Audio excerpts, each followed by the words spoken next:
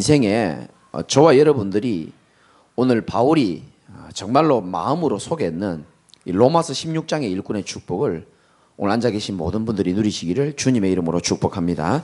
한 번 사는 인생에 우리가 이 맛을 봐야 됩니다. 어떤 맛이냐면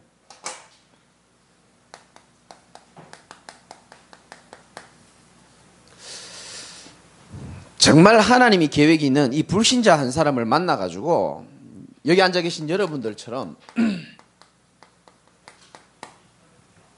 전도 제자가 되어지는 축복을 여러분 인생에 꼭 누리시길 바랍니다. 이것만큼 큰 축복이 없는 겁니다. 서론에서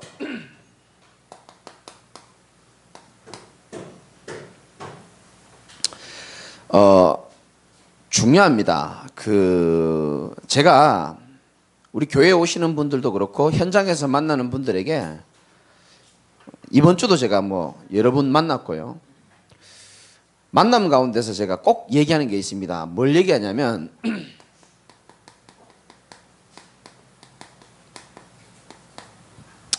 사람이 인생 살아가면서 가장 중요한 게 만남이다라고 꼭 얘기해 줍니다.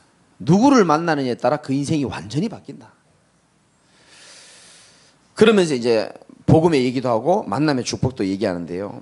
우리 사명자들은 오늘 이 밤에 좀 메시지를 그냥 듣지 마시고 평생 좀 잊어버리지 마시고 좀 성경적으로 하나님 여러분에게 주시는 메시지가 있다는 사실을 믿음을 가지고 오늘 좀 말씀의 축복을 좀 누렸으면 좋겠고요. 만남에는 많은 만남이 있지만 복음적으로 크게 세 가지 만남이 있습니다. 첫 번째는 뭐냐?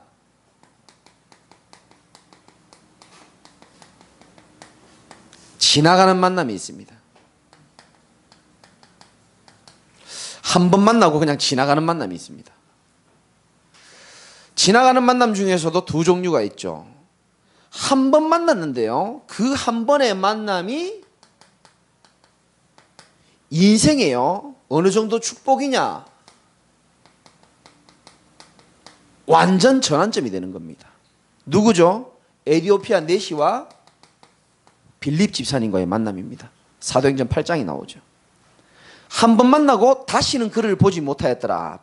사도행전 8장 39절에 나오죠. 한 번의 만남이요. 그 인생을 완전 뒤집어 버린 겁니다. 참 가치 있죠. 그래서 우리 주변의 사람이 소중한 겁니다. 내가 만나는 사람이 소중한 거예요.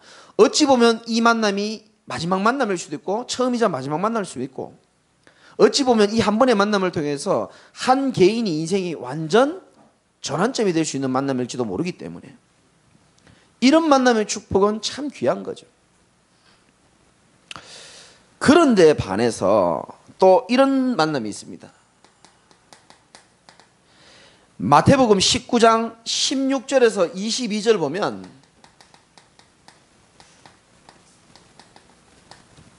재물이 많은 청년이요. 예수님에 찾아가서 질문을 합니다. 예수님, 어떻게 내가 선한 일을 해야 영생을 얻을 수 있습니까? 돈이 많은 사람인데요. 누굽니까? 이병철 회장처럼 이런 영생에 대해서 궁금증이 있었는가 봐요. 그러니까 예수님이 십계명을 쫙 말씀합니다. 그러니까 이 재물 많은 청년이 나는 그런 것들을 다 지켰습니다 라고 얘기합니다. 아, 그러냐? 그때 예수님께서 말씀하십니다. 네 가진 소유 그거 다 팔아가지고 가난한 사람들 다 나눠주고 나를 따라와라. 그렇게 얘기합니다. 그때 이 청년이 뭐라 그러냐 하면은 이 청년은 재물이 많기 때문에 근심하면서 돌아가더라. 이런 말씀이 있습니다. 예수님이랑 한 번의 만남이었는데 그 사람은 뭐냐? 한마디로 말하면 인생의 전환점이 될 수 있는 축복된 기회를 놓치는 만남이었습니다. 안타깝죠. 교회도 별 사람 다 옵니다. 예배 마치고 제가 목양실에 항상 새 가족들 만나잖아요. 그럼 대체적으로 평가가 나쁘진 않거든요.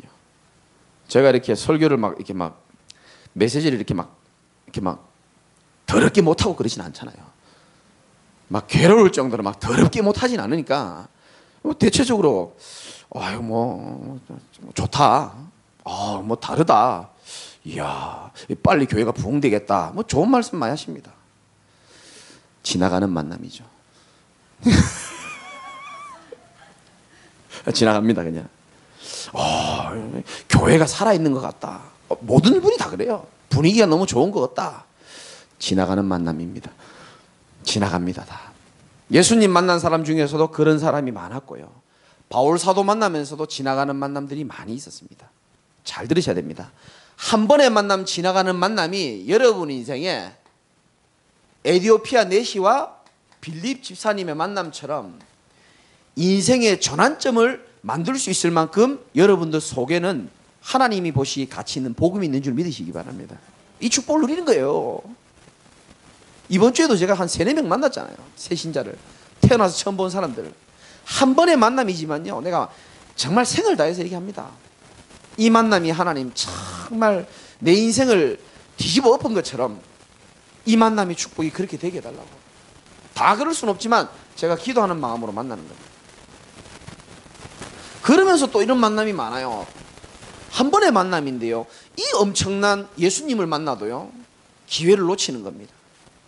오히려 가진 재물 때문에 기회를 놓치는 거예요. 복음이 안 들어갈 만큼요, 이 사람에게는 뭔가 자기를 붙잡고 있는 다른 가치가 있는 거죠. 지나가는 만남. 그럼 우리는 뭐 여기에 속을 필요는 없죠. 또 어떤 만남이 있냐면, 만나서 잠시 쓰임받는 만남이 또 많이 있습니다. 그 디모데 후서라고 있거든요. 바울 사도가 한평생 주를 위하여 살고 마지막에 다 쓴 편지입니다. 근데 거기에 재밌는 말이 나와요. 특별히 사역자들, 전도자들에게 위로가 되는 말씀이 나오죠. 디모데 후서 4장 10절에 보면 바울이 이런 고백을 합니다. 거기서 나오는 이름이 누군지 아시죠? 데마라는 사람이 나옵니다. 뭐라고 나오냐면, 데마는 이 세상을 사랑하여 나를 버리고 데살로니가로 가버렸다, 이렇게 말합니다. 대전도자 바울이 말하기를 데마는 이 세상을 사랑해서 나를 버리고 데살로니가로 갔다라고 얘기합니다. 성경에 데마라는 단어가 2번 나오거든요. 요때 한 번 나오고 요거보다 한 몇 년 전에 바울 사도가 데마라는 단어를 언급하는데, 놀라웠게도 어떻게 표현하냐면, 여러분이 찾을 수 있을지 모르겠지만 빌레몬서라는 게 있어요. 빌레몬서에 보면은 1장 24절에 보면 뭐라고 나오냐면, 바울이 이렇게 말합니다. 나의 동역자들을 소개합니다. 나의 동역자 마가와 아리스다고와 누가와, 한 명 이름이 나오는데 데마와 이렇게 나옵니다. 데마가 한때는 뭐였다고요? 동역자였습니다. 대전도자 바울이 한때는 동역자였습니다. 근데 이 디모데 후서가 쓰여진 시기하고 빌레몬서 쓰여진 시기가요, 한 5년 정도 차이가 난단 말이죠. 5년 전에 쓰임 좀 받았어요, 빌레몬이. 그런데 디모데 후서를 쓸 때는 어디 가버렸다고요? 세상을 사랑하여 훅 가버린 겁니다. 우리 오늘 오신 분들이 난 소중한 분들이고 나는 사명자라고 생각하기 때문에 말씀드리는 겁니다. 이런 만남이 많이 있습니다. 결국은요, 데마가 세상을 사랑했다는 것은 바울이 좋게 표현한 거죠. 세상을 사랑했다. 그러나 결국은요, 영적으로 보면 창세기 3장, 6장, 11장을 못 넘어선 겁니다. 이 데마라는 제자가. 그러니까 한때는 바울의 뭐였다고요? 이 전도자 바울이 눈이 높습니다. 그런데 동역자라고 표현할 만큼 자기를 도와줬습니다. 무슨 말이죠? 잠시 쓰임 받은 겁니다. 잠시 쓰임 받는 사람도 성경에 나와 있습니다.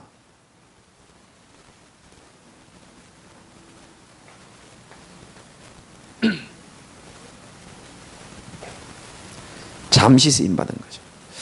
그래서 이런 눈으로 여러분들은 모든 걸 다 봐야 되는 겁니다.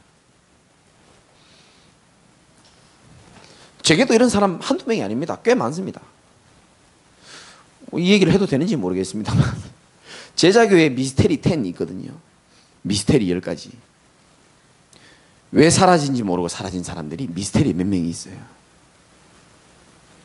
그 중에 그 마이크를 끄고 한번 얘기해 봅시다.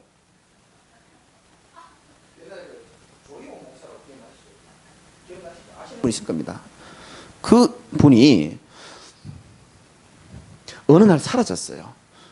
근데 미스테리입니다. 아직도 뭐 하는지 어디 있는지 모르고 왜 저기 있는지를 몰라요. 근데 하나님께 질문했다니까요. 하나님 이건 또 뭡니까? 근데 그분이 저한테 선물을 하나 주고 왔어요. 무슨 선물을 주고 왔냐면은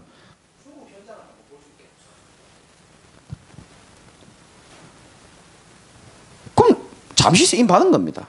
나는 그 어마어마한 현장을 무료로 10원도 안 들이고 다 볼 수 있었던, 잠시 그 쓰임 받고 그냥 가는 겁니다. 바울에게도 데마가 동역자였지만은 잠시 쓰임 받아 가는 겁니다. 그럴 수 있거든요. 성경을 자세히 그러니까 우리의 신앙이요, 시달리지 않고 올바르게 자라려면요, 항상 내 신앙의 근거가 하나님 말씀에 있으면 되는 겁니다. 성경에 답이 다 들어 있어요. 내가 고집 피워서 괴로운 거지. 답 다 들어 있습니다. 믿기만 하면 되는 겁니다. 이렇게 쓰임 받다가 잠시 쓰임 받다 가는 사람도 있고요. 또 악하게 쓰임도 받는 사람 많아요. 누군가는 예수를 팔아야 되는 겁니다. 가룟 유다 잠시 쓰임 받는 겁니다. 여러분, 바로왕이요, 쓰임 받았다니까요. 성경에 나옵니다. 바로왕의 마음을 하나님이 강팍하게 하사. 몇 번 나와요.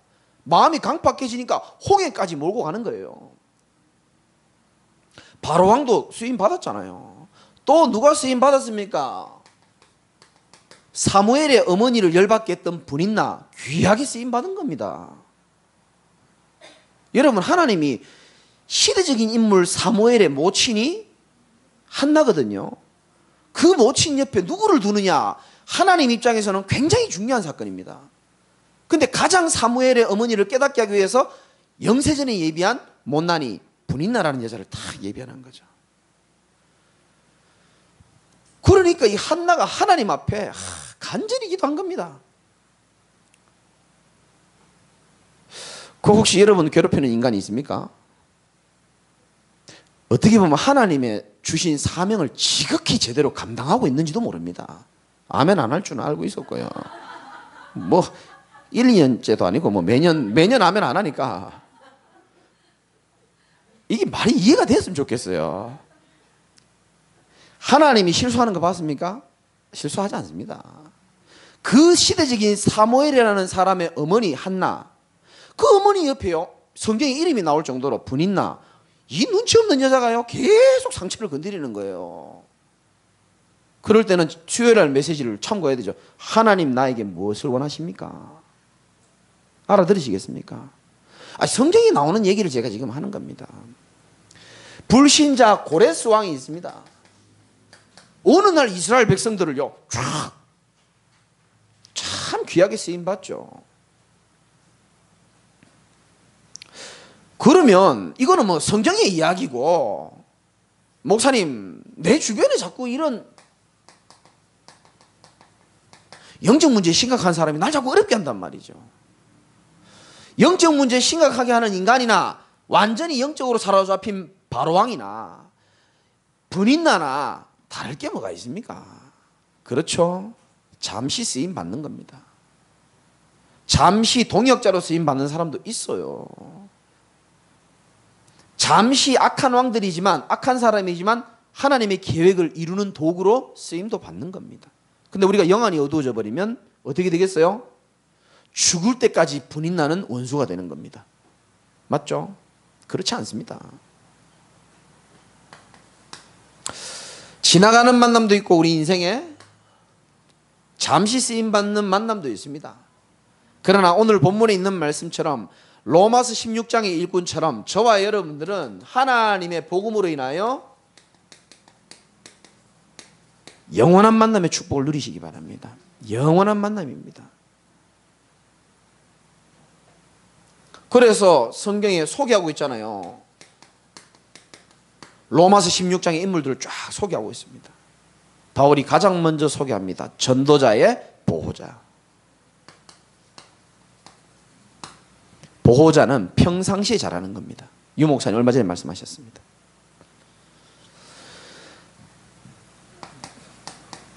브리스길라 아굴라는요 동역자입니다. 어느 정도냐? 그들이 바울이 소개합니다. 자기의 목이라도 내놓았다 그럽니다. 대단하죠. 나는요 이 진짜 대단하다 생각합니다. 같이 한 집에 얼마 살았는지 아십니까? 고린도에 와가지고 1년 6개월을 같이 살았습니다. 제가 알기로는 저는 여러분들보다 아마 남의 집 식구랑 많이 살아봤을지도 모릅니다. 여러 번 살았거든요. 1년 6개월 같이 산다? 거의 원수가 다 돼 있습니다. 대부분 그렇거든요. 근데 같이 살면서 같이 텐트 작업도 하면서 어떤 축복 누렸느냐? 진짜 전도자의 동역자라고 바울이 소개할 만큼. 여러분, 전도자로부터 이런 소개를 받는 여러분 개인과 후대 되시기를 기도하시기 바랍니다. 얼마나 큰 축복인지 몰라요. 전도자의 보호자요, 그리고 전도자의 동역자요. 많이 있죠. 5절에 보면 사랑받는 자. 참 전도자에게 사랑을 받고 있다는 건 참 축복이죠. 사랑받는 자가 나옵니다. 에베네더라고, 이거는 3차 전도여행 때 만난 이방인이거든요. 그런데 또 그렇게 표현하고, 또 중요한 게 7절에 나옵니다. 나와 함께 갇혔던, 이렇게 말합니다. 즉 바울과 함께 때로는 고난을 함께 하는 자도 있습니다. 다 좋은 것만 함께 하려고 그러지 고난을 함께 하려고 하는 사람 잘 없거든요. 고난도 함께 하고 많이 있죠. 10절에 보면 인정함을 받는 자. 참 바울에게 인정도 받고, 23절에 보면은 나와 온 교회를 돌봐주는 식주인. 멋있죠. 한 번 사는 인생에 어떤 성경의 이야기가 아니고 저와 여러분이 평생 동안 받아야 될 축복인 줄 믿으시기 바라고요. 자, 불신자를 만났습니다. 제일 먼저 어떻게 우리가 도와주고 양육해야 되며 또 어떻게 하면 전도제자로 세울 것이냐, 두 번 말하면 입이 아픈 거죠. 가장 먼저는 정확한 복음을 이해시킬 필요가 있습니다. 왜냐하면 대부분의 우리를 만나는 사람들은요 거의 그렇습니다. 복음과 종교를요 구분을 잘 못합니다. 최근에 오시는 건 남자분 한 분 오시는 분 있잖아요. 부인이 계속 우리 교회로 보내는 거거든요. 이 설교를 들었겠죠. 그러니까 내가 그래요. 당신은 진짜 축복받은 여자다. 왜냐? 당신 어머니 우리 교회 와가지고 복음 듣고 좋아하고 만족하시지. 얼마 전에 그 아드님이 있거든요. 아드님 뭐 영적으로 좀 안 보이는 거 막 나는데 예수 이름 정확하게 그리스도 복음. 그 아들이 오늘 고백하더라고요. 그 어머니가 그러더라고요. 그 아들이 목사님 2번 만났는데 목사님 좀 보고 싶어 한다면서. 초등학교 3학년 애입니다. 제가 그냥 복음만 2번 전했거든요. 게다가 이제 남편 말씀 들으러 오죠. 가족이 하나하나 이렇게 복음서로 들은 게 얼마나 감사합니까? 제가 얘기해 줍니다. 근데 그 남자분은요 지금도 그렇게 생각하고 있다니까요. 아니 불교나 천주교나 기독교나 뭐 다 똑같은 거지. 종교다원주의에 빠져 있습니다. 몰라요. 그러니까 그런 분이 참 복음 속에 들어와 이 말씀을 들을 수 있다는 게 얼마나 큰 축복입니까 사실은. 복음이랑 종교랑 완전 다른 겁니다. 종교는 인간으로부터 시작하는 겁니다. 인간이 의를 강조하죠. 인간이 너무너무 세상 살다가 힘들다가 보니까 뭔가 이 문제를 해결하기 위하여 인간이 뭔가 열심히 해보기도 하고 인간의 의를 강조하는 게 종교입니다.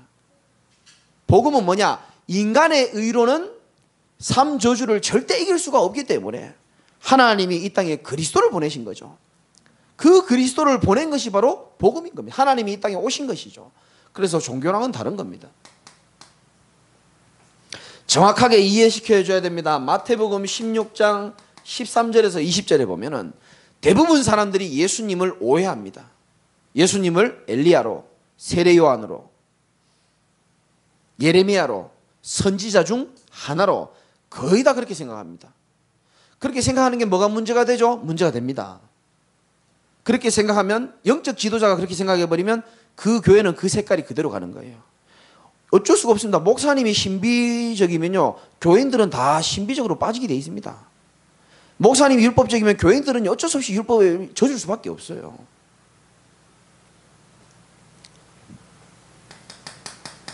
주는 엘리야도 아니고 에레미야도 아니고 그리스도시요 살아계신 하나님의 아들로 믿으시기 바랍니다. 주는 그리스도예요. 주는 삼저주를 박살내기 위한 그리스도시요, 지금도 살아계신 하나님의 아들이신 겁니다. 지금도 우리와 함께 성령으로 역사하시는 좋으신 나의 아버지고 나의 방패라니까요. 주는 그리스도시요. 이 그리스도가 어쨌단 말입니까? 21세기를 사는 우리랑 무슨 상관이 있습니까? 요한복음 19장 30절에 보니까 십자가와 부활 사건으로 인하여 우리의 인생의 모든 문제를 다 해결하셨다는 겁니다. 다 이룬 겁니다. 사실은 다 끝냈습니다. 요한복음 16장 33절에 분명히 예수님께서 세상을 이겼다 그랬습니다. 그래도 우리 보고 담대해라, 내가 세상을 이겼느니라. 걱정할 거 없다니까요. 뭐가 문제가 됩니까? 없으면 안 먹으면 되고, 아프면 죽으면 되고, 아무 문제 없죠. 다 끝내놨다니까요. 다 끝내신 그분이 지금 우리와 함께 성령으로 역사하시고 계시는 줄 믿으시기 바랍니다. 간단하죠. 근데 그 복음이 아무리 듣기 좋아도 내가 받아들여야 되는 겁니다. 영접, accept, 받아들인다는 겁니다. 그분 듣기 좋네, 그분 괜찮은 분이네, 그래가지고 안 되는 거예요. 사람이 마음으로 믿어 의에 이르고 입으로 시인하여 구원에 이르느니라. 우리 사명자들은 영접도 했지만요, 진짜 그리스도를 주인 삼으시기 바랍니다. 그때부터 역사 일어나는 겁니다. 하나님이 교회의 주인 맞잖아요. 우리 인생의 주인 맞잖아요. 오늘 새벽에 얘기했죠. 우리는 영적으로 보면 뭐라 그랬습니까?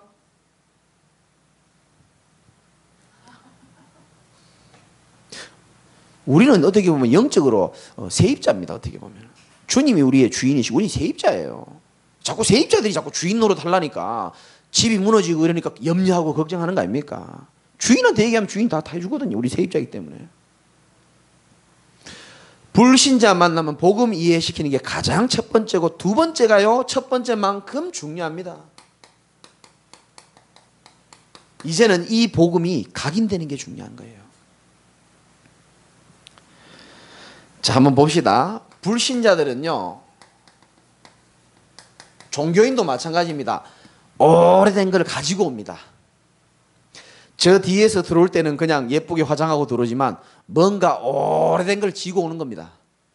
하나님 떠나서 평생 하나님처럼 의지하고 있던 것을 쥐고 온다니까요. 쥐고 화장하고 오는 겁니다. 종교인들요, 이때까지 목사님으로부터, 언니 오빠로부터, 옆집 형으로부터 들은 여러 가지 신앙, 종교, 그 사상 다 갖고 있습니다. 그거 가지고 들어오는 겁니다. 그게 어느 날 하루아침에 무너지겠습니까? 그 습관 체질이 어느 날 확 바뀌겠습니까? 하루아침에 안 바뀐단 말이죠. 오래된 걸 갖고 있습니다. 우리는 항상 이걸 알고 있어야 되죠. 그래서 컵에 더러운 물이 깨끗해지려면요, 계속 생수를 부으면 언젠가 깨끗해지는 날이 오듯이 그에게 다른 것이 아니고 오직 복음을 각인시켜야 되는 겁니다. 그래서 우리 교회는 계속 복음 말하는 겁니다. 왜? 오만 때만 얘기 다 듣고도요, 복음의 뿌리 안 내리면 결국 무너집니다. 어쩔 수가 없어요. 반석 위에 세운 사람들은 하나님이 세우시는 줄 믿으시기 바랍니다. 반석 위에, 예수가 그리스도라는 고백 위에다가 이 복음 계속적으로 각인시키고, 또 중요한 게 있습니다. 하나님의 복음의 말씀을요, 계속 각인시키는 겁니다.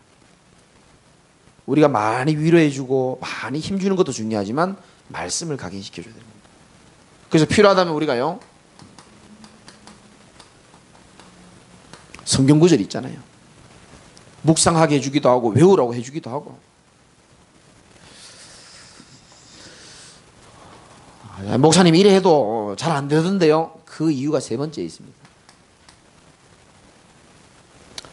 사역자들과 성도들이요, 이 사람들이요, 이 세워지는 데 있어서 마귀가 가만히 두지 않습니다. 그래서 우리가 가장 놓치는 게 바로 이겁니다.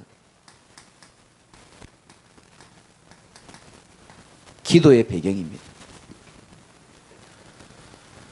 저와 여러분의 기도의 배경이 필요한 줄 꼭 믿으시기 바랍니다. 왜냐? 불신자들이 교회 와가지고요, 자기 오래된 거 있지, 가문 배경이 치고 들어오지, 헷갈리지, 사단이 유혹하지, 창세기 3장, 6장, 11장 튀어나오지, 오래된 영적 문제 튀어나오지, 아무도 배경이 없어요, 그런 사람들은. 그래서 뭐가 필요하다고요? 진짜 기도의 배경이 필요한 겁니다. 기도 외에는 이런 유가 나갈 수가 없다 그랬거든요. 기도 외에는 안 된다니까요. 그래서 혹시 내가 이 부분을 놓친 게 아닌가 싶은 분들은 복음 각인과 함께 여러분들이 기도의 배경이 되시길 바랍니다. 세 번째는 복음 뿌리죠. 뿌리는 간단합니다. 내가 뿌리를 내리게 해주는 게 아니에요. 그냥 그 사람이 살아남을 수 있는 흐름 속에다 계속 집어넣어주면 되는 겁니다. 전체의 흐름 속으로, 훈련 속으로, 우리 교회의 강단의 흐름 속으로 집어넣어주는 겁니다. 그러면 전체의 흐름도 탈 뿐만 아니고 교회에 뿌리 내리게 돼 있어요. 아, 그렇구나. 하나님이 내게 우리 교회를 만나게 하셨구나. 우리 장로님들, 집사님들, 우리 동역자들을, 목사님을 만나게 하셨구나. 자연스럽게 교회와의 뿌리 내리게 돼 있습니다. 그러면서 흔들리지 않기 위해서는 아까도 말씀드렸지만 그 개인이 정말로 기도할 수 있도록 도와줘야 되는 겁니다. 대부분 기도 잘 못합니다. 할 줄 알아도 안 하고요. 해도 믿지 않고 하는 경우가 많습니다. 그래서 기도에 대한 부분들을 예수님이 가르쳐 준 기도도 있고요. 이렇게 좀 도와주는 게 참 필요하겠죠. 그래야 복음의 뿌리를 착 내릴 수 있는 겁니다. 그래서 복음의 뿌리를 내려야 흔들리지 않는 겁니다.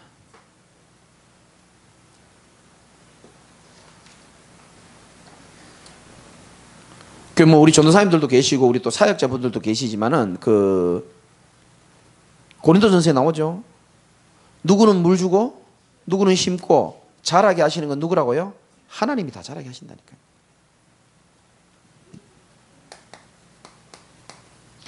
복음의 각인, 복음의 뿌리 내리다 보면 이제 이 사람이요 점점점 복음의 체질이 되는 축복을 누리는 겁니다. 점점점 지금까지 들어왔던 이론적인 복음이 어느 날 뭐가 되느냐? 확인이 된다니까요. 주로 어디서 확인되느냐? 현장에서 확인되는 겁니다. 와, 이렇게 복음이 필요한 사람이 많이 있구나. 왜? 이 과정을 거쳤기 때문에. 와, 뉴스를 보니까 완전 창세기 3장 뉴스로 그때부터 보이기 시작하는 겁니다. 누구를 봐도 와, 저 사람에게 복음이 필요하지. 자꾸 이렇게 눈이 변해지는 겁니다. 그 이제 복음적으로 체질이 돼가고 있는 거죠.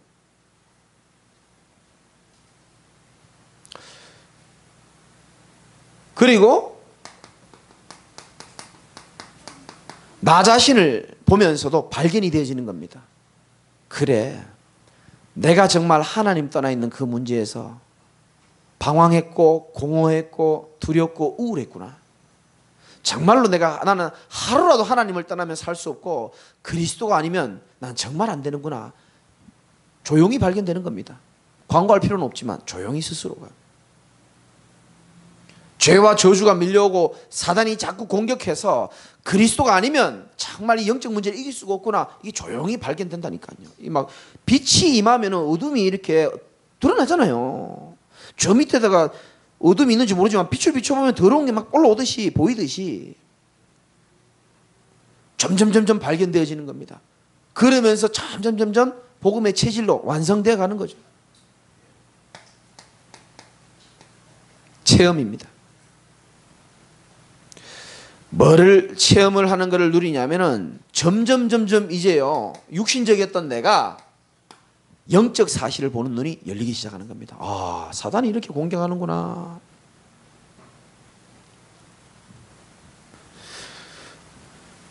아까 그 말씀드렸던 남자분, 우리 교회 최근에 2번 왔죠? 근데 첫 번째 왔을 때는요, 억지로 왔어요. 어떤 마음으로 하냐? 부인 사랑하니까 그 부탁을 들어준 거예요. 그 내가 그런 분 잘 없다 요즘에. 그래도 내가 칭찬 막 해줬어요. 누가 어떤 여자가 나를 사랑하니까 내가 원하는 걸 해줘. 교회에 앉아있다? 그거 보통 남자가 할 수 있는 게 그렇죠. 쉽게 할 수 있는 게 아니거든요. 근데 부인 사랑하니까 또 약속도 했는데 또 뭐 양육하기로 했는데 이게 잘 안 되니까 답답한 겁니다. 아니 목사님이랑 양육하기로 했는데 왜 양육 안 하냐? 너무 바쁘니까 그 남자분이. 그러면 주일날 예배라도 드려라. 인상 팍 쓰면서 왔잖아요. 그날도 아침에 약간 다퉜다 그러더라고요. 내가 왜 교회를 거기 가야 되는데? 응? 교회를 가도 내가 선택을 하도록 해야지. 응? 그 얼마나 합리적입니까? 맞잖아요. 그러니까 이 순수한 우리 여사님께서 막 힘들죠. 그렇게 말하니까. 근데 지난주에는 또 예배 드렸잖아요. 근데 집에 오더니 좀 괜찮아진 것 같다는 느낌을 많이 들었대요. 그래서 제가 얘기했습니다. 생각을 해보세요. 생각을. 평생 그냥 불신자처럼 종교생활 하도록 사단이 가만히 그냥 있으면 내버려두면 아무것도 안 할 건데 이 어마어마한 자리 와가지고 복음으로 인생이 전환점이 되려고 하니까 열 받겠냐 안 받겠냐. 그러니까 가슴에다가 분노를 심어놓고 분쟁을 집어넣고 하니까 안 그러겠냐. 그 당신이 안 속았기 때문에 이런 응답 우리가 누릴 수 있는 거다. 점점점점 이제 응답 받겠죠. 하나님 하시겠지만 확인 발견 체험을 통해 가지고 그렇구나. 자꾸요 뭐가 바뀌어지냐면 생각도 바뀌어지고 뭐가 바뀌어지냐면 가치관이 자꾸 바뀌어지는 겁니다. 옛날에는 물질 가치관이었는데 옛날에는 나 중심으로 살았는데 옛날에는 오직 성공으로 살았는데 복음을 듣고 각인되고 뿌리 내리고 체질되다 보니까 그래 말이지. 내가 참 부족한 건 많고 연약하지만 복음 때문에 하나님이 날 참 사랑하시고 소중하게 보시는구나. 이게 막 느껴지는 겁니다. 점점 생각도 그렇고 보는 눈도 그렇고 복음 체질로 바뀌어지는 거죠. 그러니까 뭐도 바뀝니까? 우선순위도 바뀌어지고요. 가치관만 바뀝니까? 우선순위도 바뀌어지잖아요. 노력한다고 되는 게 아닙니다. 체질이 되어지면서. 그리고요 사람이요 점점점점요 참 복음적인 사람으로 돼가는 겁니다. 아 그렇구나. 우리 제자교회지만 제 마음속에 앞에는 항상 갈로 열고 어떤 단어가 있어요. 복음적인 제자교회가 되게 하여 주옵소서. 복음적인 사람 되시기 바랍니다. 그 어떤 분이 그러더라고요. 옛날에는 틀린 것 잘못된 거 보면은 내가 용납이 안 되고 막 화가 나야 되는데 내가 요즘에 그런 것들이 많이 없어졌다 그래요. 그럼요. 복음이 들어가니까 나는 그게 복음의 능력이라고 생각합니다. 왜냐하면 저도 그런 응답을 많이 받았거든요. 제가 복음이 없었으면 지금 데스노트라고 들어보셨습니까? 아마 그런 걸 제가 적었을지도 모릅니다. 왜? 그만큼 상처도 많고 그만큼 복음 아닌 것들이 가득 들어있기 때문에. 근데 복음이 들어가니까요 뭐 다 러브 노트로 다 바뀌어버렸어. 다 그냥 복음 안에서. 5번 적어야 되는데 이거 어쩝니까? 마지막입니다. 드디어 복음의 결론이 나는 겁니다. 인생의 완전한 해답. 예수가 그리스도 모든 문제 해결자일 뿐만 아니고 내 인생의 모든 것이구나. 이제 드디어 나오는 겁니다. 그래. 뭐가 더 가치 있냐? 뭐 그렇게 염려할 게 있고 뭐 그렇게 욕심낼 게 있고 뭐 그렇게 두려워할 게 있냐? 내가 오직 예수 되고 오직 그리스도 되면 다 끝나는 건데 자꾸 해답과 결론이 계속 나는 겁니다. 또 잘못할 때도 있습니다. 아 내가 또 잘못된 걸 붙잡았구나. 내 인생에 가장 소중한 것은 오직 그리스도요 하나님의 나라요 성령 충만 받는 게 모든 것이구나. 예수님 마지막으로 하신 말씀도 이해가 되어지고 자꾸 해답과 결론이 자꾸 나는 겁니다. 그래. 그러면서 아무것도 아닌 서론이 보여지기 시작하는 겁니다.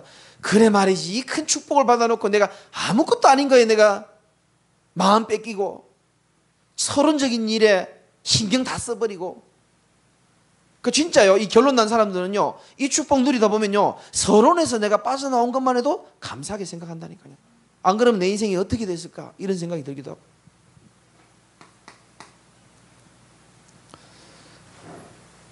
자, 복음에 완전히 결론 난 사람이 중요하기 때문에 여러분 사명자들 잘 들으셔야 됩니다.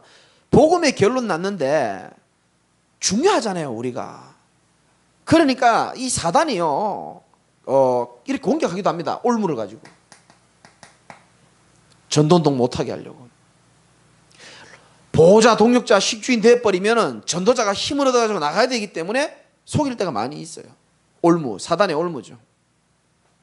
그래서 유 목사님은 원래 우리가 치유를 받아야 된다고 말하는 겁니다. 다른 사람 치유하기 이전에 우리 사명자들이 복음적인 치유가 먼저 되시기 바랍니다.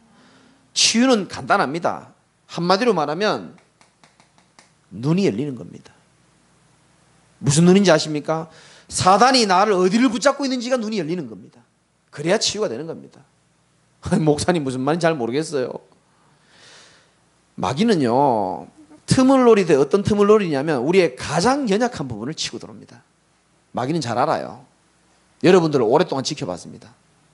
그래서 어디로 치고 들어오는지를 빨리 눈을 여는 게 참 중요합니다. 거기 우리가 묶이면 안 되니까, 그것 때문에 중요한 건 놓치면 안 되니까 그걸 알고 있어야 이길 수 있는 거거든요. 자, 잘 보세요. 이 치유는 뭐냐면은 크게 두 가지입니다. 사단이 나를 어떻게 지금 하고 있는가, 그 눈이 열리는 겁니다. 사단이 나를 향한 소원이 뭔가, 그 눈이 열리는 겁니다.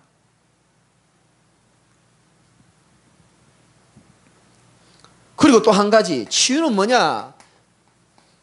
지금 나의 문제 속에 하나님의 계획을 찾아내는 겁니다. 그래, 이게 문제가 아니구나. 이게 어려움이 아니구나. 이게 위기가 아니고 내가 정말 하나님 앞에서 오직으로 올인하기를 원하시는 하나님의 계획이 이런 식으로 나타나는구나. 이게 보여지는 겁니다. 그러면 눈이 열리면요, 이게 뭔가 흑암이 확 무너져 본다니까요.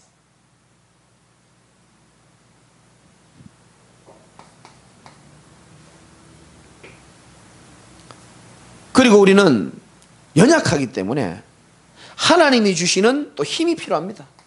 그래서 우리는 어디로 갑니까? 서밋으로 가는 겁니다. 영적 서밋으로. 치유가 눈이 열리는 거라면은 영적 서밋은 한마디로 말하면 사람은 완전하지 않습니다. 그러나 완전하신 하나님께 집중할 때에 하나님이 주시는 힘을 얻게 돼 있는 겁니다.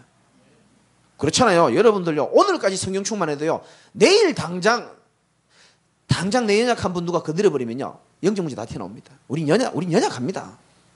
연약한데요, 신기한 것은 전능하신 하나님을 제대로 붙잡아버릴 때에 위에서 주시는 힘이 생기는 줄 믿으시기 바랍니다. 영적인 축복이 일어난다니까요. 결론. 그래서 결론을 유 목사님이 5가지 메시지 준 걸 한번 결론을 한번 연결해 볼게요. 영어 쪼매나게 적어가지고 못 알아들을 수도 있습니다. 커버넌트, 언약입니다. 결국은 저와 여러분들이 하나님은 제일 먼저 깨닫기를 원하는 게 뭐냐? 하나님의 언약을 진짜 깨닫기를 원하시는 겁니다. 성경을 통해서. 가인이 왜 예배를 하나님이 기쁘게 안 받았습니까? 하나님은 종교를 기뻐하지 않는 겁니다. 왜 이스라엘 백성들이 노예 포로 속국으로 갔습니까? 복음이 희미해졌기 때문에 그런 겁니다. 왜 거기서 빠져나왔습니까? 복음 다시 회복할 때 빠져나온 겁니다. 이 언약을 가진 자. 그 다음 뭐죠? 비전이죠. B-I-S-I-O-N. 비전입니다. 비전은 내가 만들어내는 게 아닙니다. 언약을 이해하고 이 축복 누리는 사람에게 하나님이 보여주시는 비전이 있는 겁니다. 이건 하나님이 보여주는 겁니다. 만들려고 해도 만들어지지도 않습니다. 사실은 하나님이 우리에게 마음 가운데, 생각 가운데 은혜 속에서 다 주시는 비전이 있습니다. 여러분들이 하나님의 비전을 품으시기 바랍니다. 그래서 저는 비전 잘 세웠죠. 말도 비슷하잖아요. 비전 센터 딱 좋잖아요. 유 목사님 또 비전이라고 말씀해 주셔가지고 비전 센터. 센터가 제게는 비전이 아닙니다. 지역의 흑암 문화를 바꾸는 게 제 비전입니다. 사실은. 그래서 저는 꿈이 커요. 근데 다시 칠판이 작아가지고 그림은 못 그리겠는데 지하 주차장도 있었으면 좋겠고요. 아멘. 아무도 안 하니까 얘기를 못 하겠네. 지하에서 끝. 1층에는요 누구든지 올 수 있는 좀 이렇게 카페 같은 분위기를 좀 만들고요. 아멘 하니까 2층도 한번 해봅시다. 2층에는 본당 차 이렇게 이쁘게 만들고요. 3층에는 목양실, 우리 교역자실, 뭐 이렇게 뭐 선교사님 올 수 있으면 쉬는 곳 쫙 만들면서 제 생각은 약간 좀 주민들에게 교회 올 수 있도록 복지 시스템을 좀 깔았으면 좋겠어요. 아동복지, 아멘. 애들 다 방치돼 있잖아요. 청소년 복지, 청소년 문제 심각합니다. 여성 복지, 여자분들 나이 들고 이러면 자꾸 우울증 오고 그러거든요. 여성 복지, 노인 복지, 애는 지금 안 놓는데 노인은 가득하단 말이죠. 이런 복지라는 프로그램을 통해 가지고요, 하나님의 복음을 가까이 올 수 있도록. 시대가 그래요. 전도지 뿌려가지고 오래된 거 꺾을 수 있는, 물론 그래도 꺾이는 사람도 있지만, 또 고의로 이렇게 좀 스포츠 운동하면서 좀 집중할 수 있는 프로그램도 좀 만들고요. 제 욕심은 그래요. 한 층만 더 해도 됩니까? 다민족들 이렇게 세울 수 있는 그런 공간 있잖아요. 그런 것도 좀 하고 싶고요. 항상 제 마음에는 또 선교사님들 누구든지 와서 쉴 수 있도록, 또 그리고 외부 강사들 와가지고 우리 지방에서 오신 분들 비싼 호텔에 좀 재우지 말고 딱 이렇게 교회에서 딱 재우고요. 비전. 그 다음 뭡니까? 드림이죠. 그죠? 꿈. 자, 이 비전을 하나님이 주셨기 때문에 우리에게 하나님이요 구체적인 겁니다. 약간 구체적인 거죠. 자, 비전센터와 흑암문을 꺾기 위해서 제게 주신 꿈은 뭐냐면은 300제자를 세우라는 겁니다. 제게 주신 겁니다. 아브라함이요 집에서 길리운 자 318명 가병을 씌웠습니다. 근데 뭐라 그러냐? 집에서 길리운 자입니다. 기도원과 몇 용사입니까? 300용사들입니다. 원래 많았습니다. 하나님이 보내라 그럽니다. 너무 많다. 너무 많으면 너희들이 힘이 있어서 하나님의 증거를 나타내는 것처럼 되니까 겁 많고 용기 없는 사람들 보내버려라. 300용사면 충분하다 그럽니다. 제 그 드림이 하나님 주신 드림입니다. 이 비전과 드림을 하나님이 주시고 이미지죠. 저는 뭐 하느냐? 24시 상상하는 겁니다. 24시 기도하는 겁니다. 왜? 생각하면 행복하니까. 하나님이 이루실 거니까 저는 행복한 겁니다.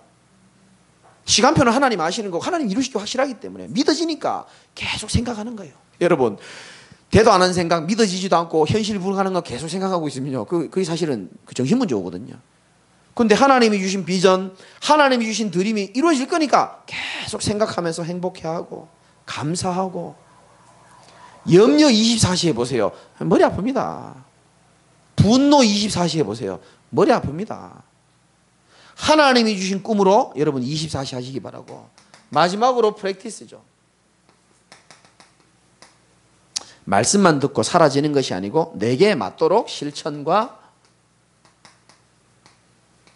적용하는 겁니다.